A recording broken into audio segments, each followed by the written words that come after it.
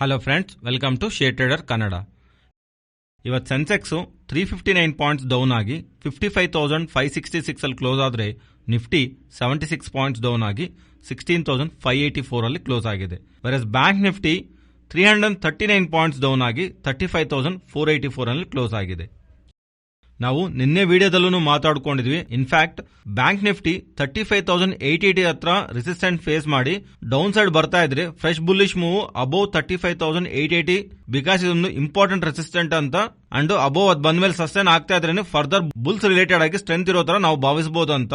ಅದರಿಂದಾನೇ ಆ levels above ಬಂದ್ರೆ ನಾವು ಬುಲ್ಲಿಶ್ ಆಗಿ ನೋಡಬೇಕಾಗಿದೆ ಅಂತ ನಿನ್ನೆ ವಿಡಿಯೋದಲ್ಲೇನೆ ಶೇರ್ ಮಾಡಿದ್ದೀನಿ. ಅದೇ ತರ Nifty and bank Nifty open ಆದಾಗಿಂದ ಟಾಪ್ ಸೈಡ್ ಗೆ ಮೂವ್ ಆಗ್ತಾ ಇಂಪಾರ್ಟೆಂಟ್ ಲೆವೆಲ್ಸ್ ಹತ್ರ ರಿಜೆಕ್ಟ್ ಆಗ್ತಾ ಪರ್ಟಿಕ್ಯುಲರ್ಲಿ ಲಾಸ್ಟ್ 45 ಮಿನಿಟ್ಸ್ ಅಲ್ಲಿ ಮಾರ್ಕೆಟ್ ಅಲ್ಲಿ ಒಂದು ಹ್ಯೂಜ್ ಕರೆಕ್ಷನ್ ಬ್ಯಾಂಕ್ ನಿಫ್ಟಿಯಲ್ಲಿ ನಿಯರ್ ಟು 500 ಪಾಯಿಂಟ್ಸ್ ಹತ್ರ ಅಂಡ್ ನಿಫ್ಟಿ 130 ಪಾಯಿಂಟ್ಸ್ ಹತ್ರ ಕರೆಕ್ಟ್ ಆಗಿದೆ.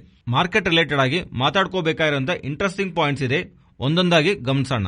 ಫಸ್ಟ್ ಥಿಂಗ್, ಇವತ್ತು US ಮಾರ್ಕೆಟ್ಸ್ ಯಾವ ತರ ಇರತ್ತೆ ಅನ್ನೋದು ಗಮನಿಸ್ತಾ ಇದ್ದೀನಿ. Because Saturday holiday, Sunday holiday and ಇವನ್ ನಿನ್ನೆ ಮಂಡೇನು ಮೆಮೋರಿಯಲ್ ಡೇ ಕಾರಣವಾಗಿ US ಮಾರ್ಕೆಟ್ಸ್ ಕ್ಲೋಸ್ ಆಗಿದೆ. 3 ಡೇಸ್ ಮಾರ್ಕೆಟ್ ಕ್ಲೋಸ್ ಆದ್ಮೇಲೆ US ಮಾರ್ಕೆಟ್ ಯಾವ ತರ ರಿಯಾಕ್ಟ್ ಆಗತ್ತೆ ಅನ್ನೋದು, ಪರ್ಟಿಕ್ಯುಲರ್ಲಿ ನ್ಯಾಸ್ಡಾಕ್ ಯಾವ ತರ ರಿಯಾಕ್ಟ್ ಆಗತ್ತೆ, ಸೊ ಅದರಿಂದಾನೇ ನಮ್ಮ IT ಇಂಡೆಕ್ಸ್ ಸ್ಟ್ರೆಂತ್ ನಮಗೆ ಅರ್ಥ ಆಗತ್ತೆ. ಗ್ಲೋಬಲ್ ಆಗಿ IT stocks and tech based ಆಗಿರುವಂತಹ ಸ್ಟಾಕ್ಸ್ ನಲ್ಲಿ ಇನ್ನೂ ಬೈಯಿಂಗ್ ಕಂಟಿನ್ಯೂ ಆಗಿದೆಯಾ ಇಲ್ಲ ವೀಕ್ನೆಸ್ ಇದೆಯಾ ಅನ್ನೋದು ಅದರಿಂದಾನೇ ನಮಗೆ SGX ನಿಫ್ಟಿ ನಲ್ಲಿ ರಿಫ್ಲೆಕ್ಟ್ ಆಗತ್ತೆ. ಮೋಸ್ಟ್ ಇಂಪಾರ್ಟೆಂಟ್ ಥಿಂಗ್, ಇವತ್ತು ನಮಗೆ FY22 ರಿಲೇಟೆಡ್ ಆಗಿ GDP ಡೇಟಾನು ಅಪ್ಡೇಟ್ ಆಗುತ್ತೆ. ಸೊ ಈ GDP ಡೇಟಾ ಎಸ್ಟಿಮೇಟ್ಸ್ ಅಂದ್ರೆ ಬೆಟರ್ ಆಗಿದ್ರೇನೆ ಇಂಡಿಯನ್ ಈಕ್ವಿಟಿ ಮಾರ್ಕೆಟ್ಸ್ ಗೆ ಅದು ಪಾಸಿಟಿವ್ ಆಗಿ ತಗೋಬಹುದು. ಅಂಡ್ ಇವನ್ ರೀಸೆಂಟ್ ಆಗಿ ಮಾನ್ಸೂನ್ ಡೇಟಾನು ನಮಗೆ ಬೆಟರ್ ಆಗಿ ಬಂದಿದೆ. ಅದರಿಂದಾನು over all stock market related ಆಗಿ ನಮಗೆ ಪಾಸಿಟಿವ್ ಡೇಟಾ ಪಾಯಿಂಟ್ ನಲ್ಲಿ ಇತ್ತು. ಅಂಡ್ ಫಸ್ಟ್ ಟೈಮ್ ತುಂಬಾ ಡೇಸ್ ಆದ್ಮೇಲೆ ಆಲ್ಮೋಸ್ಟ್ April 28 ಆದ್ಮೇಲೆ ನಿನ್ನೆ FIs ಬೈ ಸೈಡ್ ಗೆ ಬಂದಿದ್ದಾರೆ. ಕ್ಯಾಶ್ ಅಲ್ಲಿ ಅಂತಾನೆ ಅಲ್ಲ, ಫ್ಯೂಚರ್ಸ್ ಅಲ್ಲಿ ಅಂಡ್ ಇವನ್ ಆಪ್ಷನ್ ಸೈಡ್ ಅನ್ನು ಅವರು ಬೈ ಸೈಡ್ ಗೆ ಬಂದಿದ್ರು. ಸೊ ಇದೊಂದು ಫರ್ದರ್ ಆಗಿ ಕಂಟಿನ್ಯೂ ಆಗತ್ತಾ? ಅಗೈನ್ ನಿನ್ನೆ US ಮಾರ್ಕೆಟ್ ಕ್ಲೋಸ್ ಆಗಿರೋ ಕಾರಣವಾಗಿ FI ಆಕ್ಟಿವಿಟಿ ಸ್ವಲ್ಪ ಕಮ್ಮಿ ಆಗಿರೋ ಕಾರಣವಾಗಿ ನಮಗೆ ಸೆಲ್ಲಿಂಗ್ ಬಂದಿಲ್ವಾ, ಅಥವಾ ಇವತ್ತು ಸೆಕೆಂಡ್ ಹಾಫ್ ಅಲ್ಲಿ ಬಂದಿರೋ ಸೆಲ್ಲಿಂಗ್ ನ ನೋಡ್ತಾ ಇದ್ರೆ again FIs cell side move ಆಗಿರೋ ತರ ಕ್ವಶನ್ ಮಾರ್ಕ್ ಬರ್ತಿದೆ. ಇವತ್ತು FI ಸೆಲ್ಲಿಂಗ್ ಫರ್ದರ್ ಆಗಿ ಪಾಸಿಟಿವ್ ಸೈಡ್ ಇರುತ್ತಾ, ಆರ್ ಅಗೈನ್ ಅವರು ಯೂಶುವಲ್ ಸೈಡ್ ಆಗಿರುವಂತ ಸೆಲ್ಲಿಂಗ್ ಸೈಡ್ ಮೇಂಟೈನ್ ಮಾಡ್ತಾರ ಅನ್ನೋದು ನಾವು ಗಮನಿಸಬೇಕಾಗಿದೆ. ಅಂಡ್ ಇವನ್ ನಾಳೆ ಮೀನ್ಸ್ June 1 ನಮಗೆ ಮೇ ಮಂತ್ ಆಟೋ ಸೇಲ್ಸ್ ಡೇಟಾನು ಅಪ್ಡೇಟ್ ಆಗತ್ತೆ. ಸೊ ದಟ್ ಯಾವ ಕಂಪನೀಸ್ ಮೇ ನಲ್ಲಿ ಒಳ್ಳೆ ಸೇಲ್ಸ್ ಕ್ರಿಯೇಟ್ ಮಾಡಿರುತ್ತಲ್ಲ ಆ ಸ್ಟಾಕ್ಸ್ ರಿಲೇಟೆಡ್ ಆಗಿ ಪಾಸಿಟಿವ್ ಎಕ್ಸ್ಪೆಕ್ಟ್ ಮಾಡಬಹುದು. ಬಿಲೋ ಪೋಸ್ಟ್ ಮಾಡಿರೋ ಸ್ಟಾಕ್ಸ್ ರಿಲೇಟೆಡ್ ಆಗಿ ನೆಗೆಟಿವ್ ಮೂವ್ ಇರೋದಕ್ಕೆ ಪಾಸಿಬಿಲಿಟಿ ಇದೆ. And most important, June month ಅಲ್ಲಿ 8 June RBI policy data update ಇದೆ. ಇದನ್ನು ಕಮಿಂಗ್ ಡೇಸ್ ಅಲ್ಲಿ ಮಾರ್ಕೆಟ್ ಇಂಪಾರ್ಟೆಂಟ್ ಇವೆಂಟ್ ಪ್ಲೇ ಮಾಡುತ್ತೆ. RBI ಅವರು ಇಂಟ್ರೆಸ್ಟ್ ರೇಟ್ ರಿಲೇಟೆಡ್ ಆಗಿ ಯಾವ ತರ ಸ್ಟೆಪ್ಸ್ ತಗೊಂತಾರೆ, ಮೋಸ್ಟ್ ಇಂಪಾರ್ಟೆಂಟ್ ಯಾವ ತರ ಕಮೆಂಟ್ರಿ ಮಾಡ್ತಾರೆ ಅನ್ನೋದು, ಫರ್ದರ್ ಆಗಿ ಅವ್ರ ಆಕ್ಷನ್ಸ್ ಯಾವ ತರ ಇರುತ್ತೆ ಅನ್ನೋದು, ಅವ್ರು ಮಾಡಿರೋ ಕಮೆಂಟ್ಸ್ ಅನ್ನು ಮಾರ್ಕೆಟ್ ನ ಇಂಪ್ಯಾಕ್ಟ್ ಮಾಡುತ್ತೆ.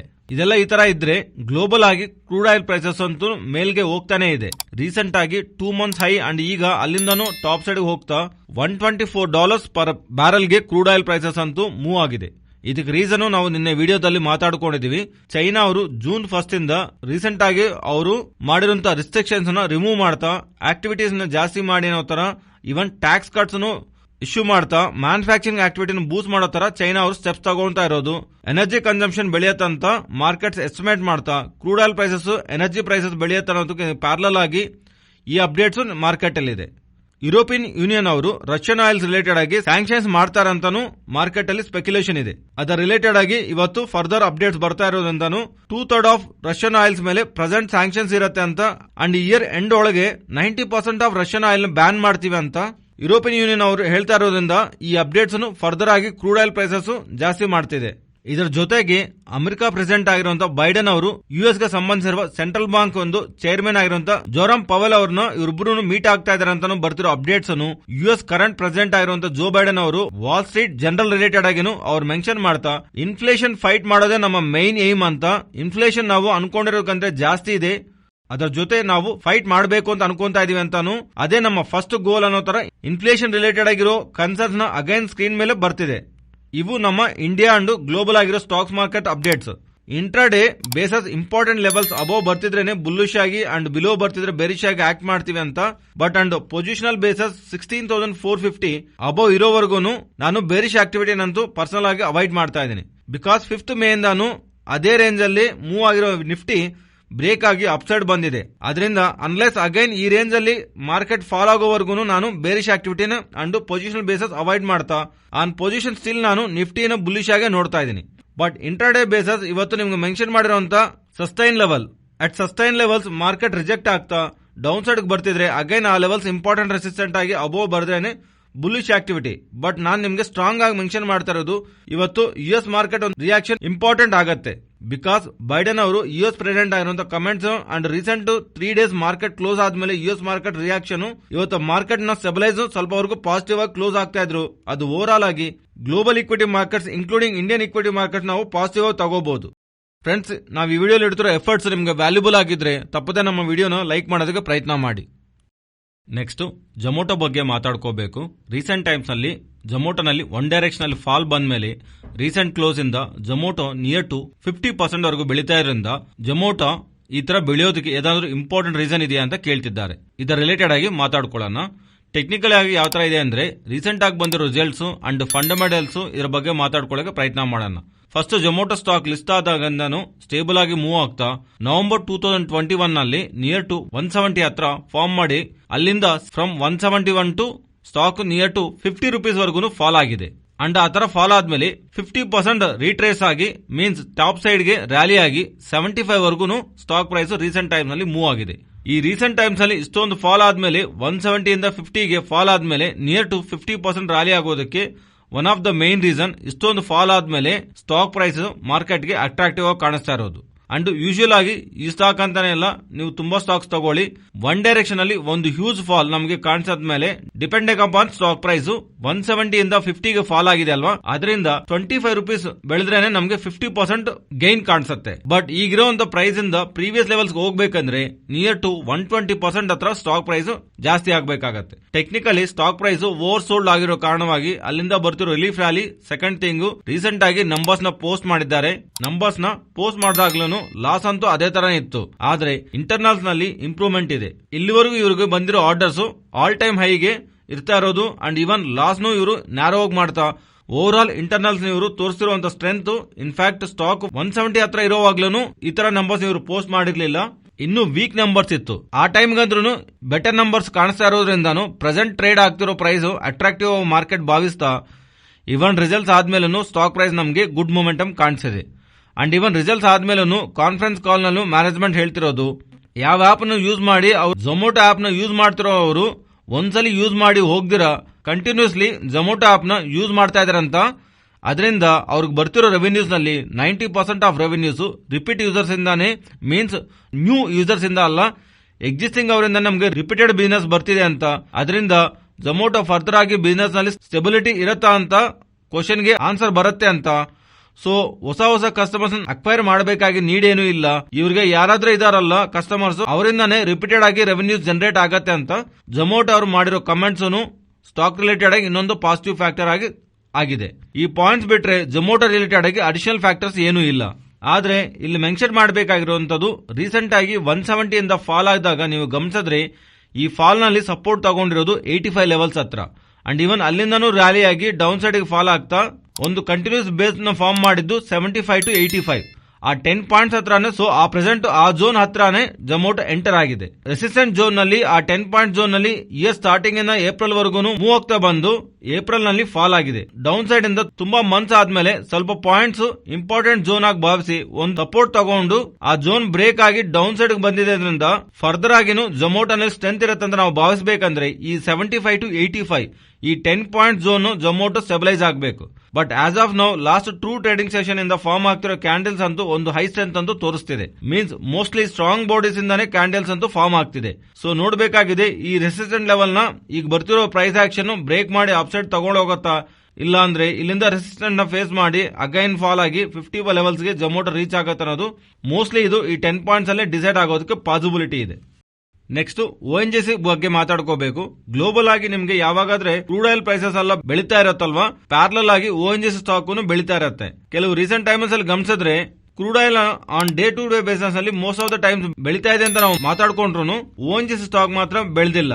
I think on 26th May UK government oil and gas exploration companies ಮೇಲೆ ಅವ್ರು ಸಂಪಾದನೆ ಮಾಡ್ತಿರುವಂತ ಪ್ರಾಫಿಟ್ ಮೇಲೆ 25% ವಿಂಡ್ ಫಾಲ್ ಟ್ಯಾಕ್ಸ್ ನ ಇಶ್ಯೂ ಮಾಡಿದ್ದಾರೆ. ಈ ವಿಂಡ್ ಫಾಲ್ ಟ್ಯಾಕ್ಸ್ ಅಂದ್ರೆ ಏನಂದ್ರೆ, ಇಫ್ ಯಾವ್ದಾದ್ರು ಕಂಪನಿ ಗ್ಲೋಬಲ್ ಆಗಿ ನಾವು ಕೇಳ್ತಾ ಇರ್ತೀವಲ್ಲ ಸ್ವಲ್ಪ ರೀಸನ್ಸ್ ಕಾರಣವಾಗಿ ಅಬ್ನಾರ್ಮಲ್ ಪ್ರಾಫಿಟ್ ನ ಸಂಪಾದನೆ ಮಾಡ್ತಾ ಇದ್ರೆ ಅದರ ಮೇಲೆ ಗವರ್ಮೆಂಟ್ ಇಶ್ಯೂ ಮಾಡುವಂತ ಟ್ಯಾಕ್ಸ್ ಲೈಕ್ ಈಗ energy prices like crude oil prices ಜಾಸ್ತಿ ಆಗ್ತಾ ಇದೆ ಅಲ್ವಾ, ಅದರಿಂದ ಇವರು ಯಾವ ತರ ಚೇಂಜಸ್ ಬಿಸಿನೆಸ್ ಪರವಾಗಿ ಮಾಡಿದ್ರು ಗ್ಲೋಬಲ್ ಆಗಿ ಬರ್ತಿರುವಂತ commodity changes oil explanation companies ಒಳ್ಳೆ ಪ್ರಾಫಿಟ್ ಬರುತ್ತಲ್ವಾ, ಅದರಿಂದ ಅಂಡ್ ಸೇಮ್ ಪಾಯಿಂಟ್ ಆತರ ಆಯಿಲ್ ಪ್ರೈಸಸ್ ಬೆಳೀತಾ ಇರೋದ್ರಿಂದ ಕಾರಣವಾಗಿ ಗವರ್ಮೆಂಟ್ ಮೇಲೆ ಭಾರನು ಬೆಳೆಯುತ್ತಲ್ವಾ, ಅದರಿಂದ ಆ ಭಾರನ ಸ್ವಲ್ಪ ಮಾತ್ರ ಕಮ್ಮಿ ಮಾಡ್ಕೊಳ್ಳಕ್ಕೆ ಯಾವ ಕಂಪನೀಸ್ಗಾದ್ರೆ ಹೆಚ್ಚಿನ ಲಾಭ ಬರುತ್ತಲ್ಲ ಆ ಕಂಪನೀಸ್ಗೆ ಟ್ಯಾಕ್ಸ್ ಅನ್ನು ಇಶ್ಯೂ ಮಾಡೋದಕ್ಕೆ ಯುಕೆ ಗವರ್ಮೆಂಟ್ ನೋಡಿದ್ದೆ. ಆತರ ಯುಕೆ ನಲ್ಲಿ ಇರುವಂತಹ ಎಕ್ಸ್ಪ್ಲನೇಷನ್ ಕಂಪನೀಸ್ ಮೇಲೆ 25% ವಿಂಡ್ ಫಾಲ್ ಟ್ಯಾಕ್ಸ್ ನ ಇಶ್ಯೂ ಮಾಡೋದ್ರಿಂದ ಇಂಡಿಯನ್ ಗವರ್ಮೆಂಟ್ ಇತರ ಆಕ್ಷನ್ ತಗೊಂಡ್ರೆ oil exploration companies like ONGC ಆದ್ರೂ ಆಯಿಲ್ ಇಂಡಿಯಾ ಆದ್ರೂ ನೆಗೆಟಿವ್ ಆಗಿರತ್ತಂತ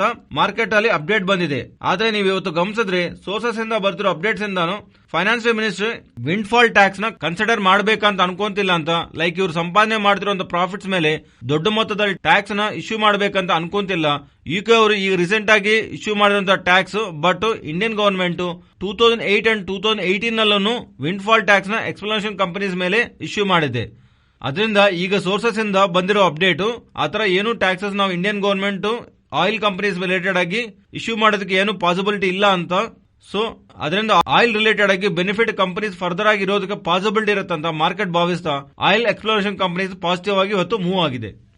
ನೆಕ್ಸ್ಟ್ ವೆಂಕೀಸ್ ರಿಲೇಟೆಡ್ ಆಗಿ ಒಂದು ಪಾಸಿಟಿವ್ ಅಪ್ಡೇಟ್ ಬಂದಿದೆ. ಮಲೇಷ್ಯಾನಲ್ಲಿ ಚಿಕನ್ ಪ್ರೈಸಸ್ ತುಂಬಾ ಹೆಚ್ಚಾಗಿ ಬೆಳೆದಿರೋ ಕಾರಣಕ್ಕೆ ಅಲ್ಲಿನ ಲೋಕಲ್ ಚಿಕನ್ ಪ್ರೈಸಸ್ ಕಂಟ್ರೋಲ್ ಆಗೋವರೆಗೂ per month 3.6 million chicken export ನ ಬ್ಯಾನ್ ಮಾಡೋ ತರ ಒಂದು ಅಪ್ಡೇಟ್ ರಿಲೀಸ್ ಆಗಿದೆ. ಮಲೇಷ್ಯಾ ಅವರು ಚಿಕನ್ ಎಕ್ಸ್ಪೋರ್ಟ್ ಬ್ಯಾನ್ ಮಾಡಿದ್ರೆ globally supply chain mismatch ಆಗುತ್ತಲ್ವಾ, ಅದರಿಂದ ಚಿಕನ್ ಪ್ರೈಸಸ್ ಬೆಳೆಯುವ ಅವಕಾಶ ಇದೆ. ಸೊ ಚಿಕನ್ ಪ್ರೈಸಸ್ ಬೆಳೆದ್ರೆ ಅದು ವೆಂಕೀಸ್ಗೆ ಪಾಸಿಟಿವ್. ಅದರಿಂದಾನೇ ಇವತ್ತಿನ ಸೆಷನ್ ಅಲ್ಲಿ ವೆಂಕೀಸ್ ಸ್ಟಾಕ್ ಪಾಸಿಟಿವ್ ಆಗಿ ರಿಯಾಕ್ಟ್ ಆಗಿದೆ. ನೆಕ್ಸ್ಟ್ NCC ಅವರು ಮೇ ಮಂತ್ ಅಲ್ಲಿ 3 ಆರ್ಡರ್ಸ್ ವಿನ್ ಆಗಿರೋ ತರ ಈ ಆರ್ಡರ್ಸ್ ಒಂದು ವ್ಯಾಲ್ಯೂ 6,388 ಕ್ರೋರ್ಸ್ ಅಂತ ಇವತ್ತು ಒಂದು ಅಪ್ಡೇಟ್ ರಿಲೀಸ್ ಮಾಡಿದ್ದಾರೆ. ಈ 3 ಆರ್ಡರ್ಸ್ ನಲ್ಲಿ ಇವರು 2 ಆರ್ಡರ್ಸ್ ನ ಸ್ಟೇಟ್ ಗವರ್ಮೆಂಟ್ ಏಜೆನ್ಸಿಯಿಂದ ರಿಸೀವ್ ಮಾಡ್ಕೊಂಡಿದ್ರೆ ಒಂದು ಬಿಗ್ ಆರ್ಡರ್ ನ ಬ್ರೆಹನ್ ಮುಂಬೈ ಮುನ್ಸಿಪಲ್ ಕಾರ್ಪೊರೇಷನ್ ಅವರಿಂದನೂ ರಿಸೀವ್ ಮಾಡ್ಕೊಂಡಿರೋ ತರ ಈ ಆರ್ಡರ್ ಒಂದು ವ್ಯಾಲ್ಯೂ 5,688 ಕ್ರೋರ್ಸ್ ಅಂತ ಇವರು ಮೆನ್ಷನ್ ಮಾಡಿದ್ದಾರೆ. ಈ ಆರ್ಡರ್ ನಲ್ಲಿ ಭಾಗವಾಗಿ ಇವರು ಮಲಾಡ್ ವೇಸ್ಟ್ ವಾಟರ್ ಟ್ರೀಟ್ಮೆಂಟ್ ಫೆಸಿಲಿಟಿನ ಡಿಸೈನ್ ಮಾಡಿ ಬಿಲ್ಡ್ ಮಾಡೋದ್ರಿಂದ ಆಪರೇಷನ್ ಮೇಂಟೆನೆನ್ಸ್ ನೋಡ್ಕೊಳ್ಳೋ ತರ ಇವರು ಮೆನ್ಷನ್ ಮಾಡ್ತಿದ್ದಾರೆ. ನೆಕ್ಸ್ಟ್ ಲೆಮನ್ ಟ್ರೀ ಹೋಟೆಲ್ಸ್ ಇಂದ ಒಂದು ಅಪ್ಡೇಟ್ ಬಂದಿದೆ. ಲೆಮನ್ ಟ್ರೀ ಹೋಟೆಲ್ಸ್ ಅವರು ಅಸ್ಸಾಂ ಚಿರಾಗ್ ನಲ್ಲಿ 40 ರೂಮ್ಸ್ ಇರೋ ಹೋಟೆಲ್ ಜೊತೆ ಲೈಸೆನ್ಸ್ ಅಗ್ರಿಮೆಂಟ್ ಅಲ್ಲಿ ಸೈನ್ ಮಾಡಿರೋ ತರ ಅಂಡ್ ಇವರು ಸೈನ್ ಮಾಡಿರುವಂತಹ ಈ ಹೋಟೆಲ್ 2026 ಜೂನ್ ಗೆಲ್ಲಾನು ಆಪರೇಷನ್ ಗೆ ಬರತ್ತಂತ ಇವರು ಎಕ್ಸ್ಪೆಕ್ಟ್ ಮಾಡೋ ತರ ಹೇಳ್ತಿದ್ದಾರೆ.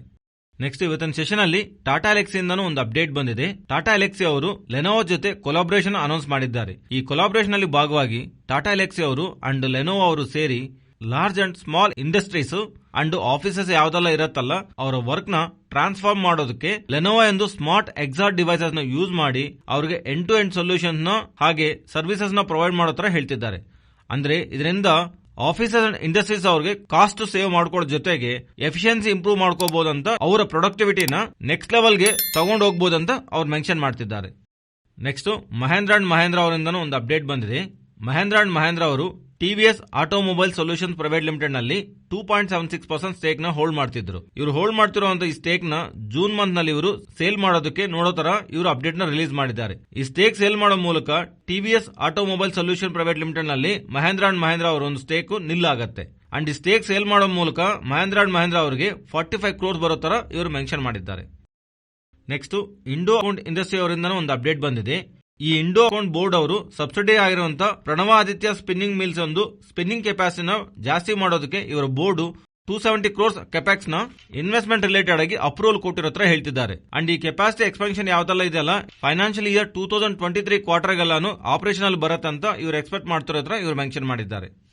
Next MSCI global standard index ನಲ್ಲಿ ಮೇ ಮಂತ್ ನಲ್ಲಿ ಚೇಂಜಸ್ ಬಗ್ಗೆ ನಾವು ಪ್ರೀವಿಯಸ್ಲಿ ಡಿಸ್ಕಸ್ ಮಾಡ್ಕೊಂಡಿದೀವಲ್ಲ, ಈ ಚೇಂಜಸ್ ನಲ್ಲಿ ಭಾಗವಾಗಿ ಇವರು Tata Elxsi, Adani power, Jindal steel and power and AU small finance banks ನ ಇನ್ಕ್ಲೂಡ್ ಮಾಡಿದ್ರೆ HDFC MC ಸ್ಟಾಕ್ ನ ಎಕ್ಸ್ಕ್ಲೂಡ್ ಮಾಡಿದ್ದಾರೆ. ಈ ಚೇಂಜಸ್ ನಲ್ಲಿ ಇವರು ಯಾವ ಸ್ಟಾಕ್ ಒಂದು ವೆಯ್ಟೇಜ್ ನ ಜಾಸ್ತಿ ಮಾಡಿದ್ದಾರೆ ಅಂಡ್ ಯಾವ ಸ್ಟಾಕ್ ಕಮ್ಮಿ ಮಾಡಿರೋದು ನೀವು ಇಲ್ಲಿ ಕ್ಲಿಯರ್ ಆಗಿ ನಿಮ್ಗೆ ಕಾಣಿಸುತ್ತೆ. ಈ ಚೇಂಜಸ್ ಒಂದು ಅಡ್ಜಸ್ಟ್ಮೆಂಟ್ ಡೇಟು 31st ಮೇ ಅಂದ್ರೆ ಇವತ್ತು. ಸೊ ಮಾರ್ಕೆಟ್ ಕ್ಲೋಸ್ ಆಗೋದಕ್ಕೆ half an hour before and ಇದರಲ್ಲಿ ಬರಬೇಕಾಗಿರುವಂತಹ ಫಂಡ್ಸ್ ಯಾವೆಲ್ಲ ಇದೆಯಲ್ಲ ಅವು ಅಡ್ಜಸ್ಟ್ಮೆಂಟ್ ನಡೆಯುತ್ತೆ. ಅದೇ ತರ ಎಕ್ಸ್ಕ್ಲೂಡ್ ಮಾಡಿರುವಂತಹ ಸ್ಟಾಕ್ಸ್ ಇಂದ ಫಂಡ್ಸ್ ಔಟ್ಫ್ಲೋನು ಹೋಗುತ್ತೆ.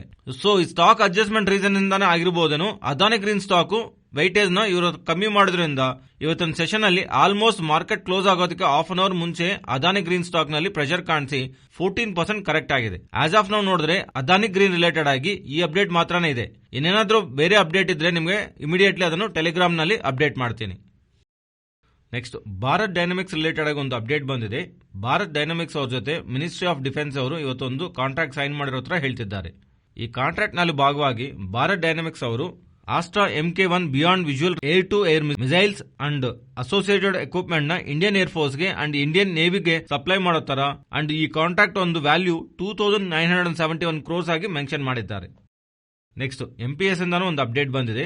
MPS ಅವರು ಸಬ್ಸಿಡಿ ಆದ MPS interactive system through AI design ನ ಅಕ್ವಿಸಿಷನ್ ಯಾವ್ದಾದ್ರೆ ಮಾಡ್ತೀವಿ ಅಂತ ಅನೌನ್ಸ್ ಮಾಡಿದಾರಲ್ಲ, ಆ ಅಕ್ವಿಸಿಷನ್ ಕಂಪ್ಲೀಟ್ ಆಗಿರೋ ತರ ಅಕ್ವಿಸಿಷನ್ ಇವರು 40 ಕ್ರೋರ್ಸ್ ಗೆ ಮಾಡಿರೋ ತರ ಇವರು ಅಪ್ಡೇಟ್ ಮಾಡಿದ್ದಾರೆ.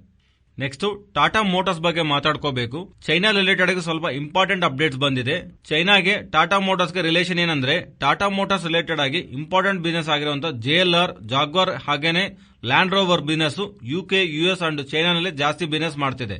ಏನಕ್ಕೆ ಇದು ಮೆನ್ಷನ್ ಮಾಡ್ತಿದ್ದೇನೆ ಅಂದ್ರೆ, ಚೈನಾ ರಿಲೇಟೆಡ್ ಆಗಿ ಈ ಪ್ಯಾಸೆಂಜರ್ಸ್ ವೆಹಿಕಲ್ಸ್ ಕಾರ್ಸ್ ರಿಲೇಟೆಡ್ ಆಗಿ ಸ್ವಲ್ಪ ಇಂಪಾರ್ಟೆಂಟ್ ಅಪ್ಡೇಟ್ಸ್ ಬರ್ತಿದೆ. 3 lakhs ಇವಾನ್ ಅಂದ್ರೆ ಕಮ್ಮಿ ಪ್ರೈಸಸ್ ಕಾರ್ಸ್ ರಿಲೇಟೆಡ್ ಆಗಿ ಟ್ಯಾಕ್ಸ್ ನ ಆಫ್ ಮಾಡಬೇಕಂತ ಅನ್ಕೊಂತಾ ಇದೀವಿ ಅಂತ. ಅಂಡ್ ಯಾವ ಕಾರ್ಸ್ ನಲ್ಲಿ ಆದ್ರೆ 2 ಲೀಟರ್ಸ್ ಅಂದ್ರೆ ಕಮ್ಮಿ ಡೀಸೆಲ್ ಇಂಜನ್ಸ್ ಇರುತ್ತಲ್ಲ, ಅದರ ರಿಲೇಟೆಡ್ ಆಗಿನೂ ಟ್ಯಾಕ್ಸಸ್ ನ ಕಮ್ಮಿ ಮಾಡಬೇಕಂತ ಅನ್ಕೊಂತಿರೋ ತರ ಅಂಡ್ ಮಾರ್ಕೆಟ್ ನಲ್ಲಿ ಅಪ್ಡೇಟ್ಸ್ ಅಂತೂ ಸರ್ಕ್ಯುಲೇಟ್ ಆಗಿವೆ. ಇದಕ್ಕೆ ಕಾರಣವಾಗಿ ಟಾಟಾ ಮೋಟಾರ್ಸ್ ಒಂದು ಬಿಗ್ ಇಂಪ್ಯಾಕ್ಟ್ ಇರತ್ತ ಮಾರ್ನಿಂಗ್ ಇಂದಾನು ನಮಗೆ ಅಪ್ಡೇಟ್ಸ್ ಕಾಣಿಸಿದೆ.